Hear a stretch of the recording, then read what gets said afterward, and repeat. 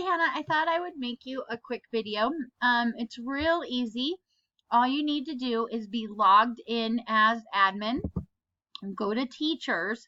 And Hannah, by the way, you should just always log in as admin. Don't ever go to Clever. The way we set it up was that admin can go through Google. So you should be able to use the Google single sign-on just like your kids.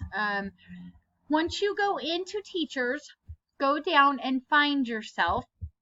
Edit teachers, edit teacher, add to class.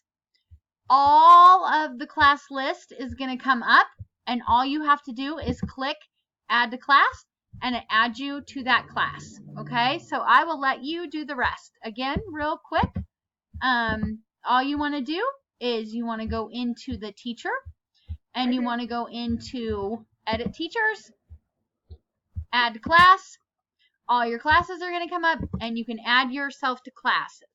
As an admin, you also have the ability to add any of your teachers to each other's classes by doing much the same thing. All right, hopefully this was helpful. Have a good night.